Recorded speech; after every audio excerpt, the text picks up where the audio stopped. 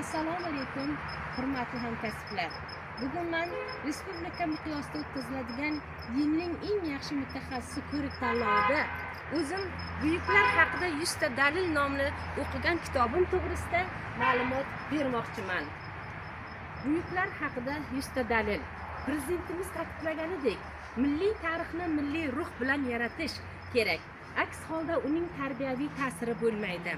Biz yoshlarimizni tarixdan saboq olish, xulosa chiqarishga o'rgatishimiz, ularni tarix ilmi, tarixiy tafakkur bilan qurollantirishimiz zarur.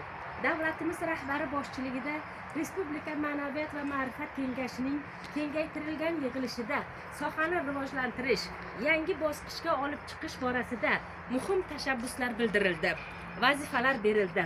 Ayniqsa, tahlikali zamon, shiddatli bir davrda bor e'tiborimizni yoshlar tarbiyasi, vatanparvarlik ruhi, milliy qadriyatlarga qaratish zarurligi, bunda ziyolilarning, tariximiz, adabiyot fanining yuksak o'rni ta'kidlanadi. Mazkur vazifalar ijrosi sifatida Respublika Ma'naviyat va ma'rifat markazi, O'zbekiston tarixi telekanali, O'zbekiston Respublikasi Fanlar akademiyasi tarix instituti tarixshunos olimlari bilan bir qator loyihalarni boshladi. Allomalarimiz haqida 10 ta dalil, jasur, mard sarkardalarimizni janglardagi mahoratlari tasvirlangan. Buyuk sarkardalar, buyuk tarix, hujjatli filmi barchaga, shu jumladan tarix fani o'qituvchilari va yoshlar uchun tarix darsi loyihalaridir. Loyiha yoshlar orasida ommalashishi uchun tasvirlar sun'iy intellekt yordamida yaratildi.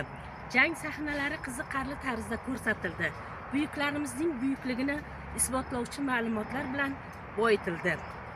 Ushbu kitobcha 10 ta dalil loyihasi doirasida nashr etilgan bo'lib, 10 nafar dunyoda mashhur allomalarimiz, bular Muhammad Xorazmiy, Ahmad Farg'oniy, Abu Nasr Farobiy, Abu Rayhon Beruniy, Abu Ali ibn Sino, Mahmud Zamaxshariy, Bahovuddin Naqshband, Amir Temur, Mirzo Ulug'bek, Alisher Navoiy haqida eng muhim bilishimiz zarur bo'lgan ma'lumotlarni o'zida jamlagan.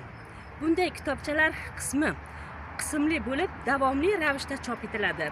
Barchaga qiziqarli va foydali bo'lishi uchun faktlar, suratlar bilan boyitilgandan tashqari, maxsus qirikodlar orqali sun'iy intellekt yaratgan tasvirlarni ham ko'rishingiz mumkin bo'ladi. Kitobcha barchaga keng jamoatchiligimiz vakillari, yoshlar, o'quvchilar va o'qituvchilar uchun foydali bo'lishiga ishonamiz.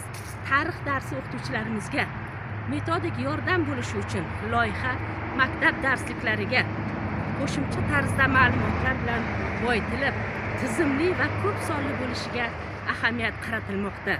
Bu orqali g'ururlanishga arziydigan, jahonga ko'z qilsak yarashadigan qadimiy va boy tariximiz haqida ilmiy ma'lumotlar sodda, qiziqarli tarzda berib boriladi.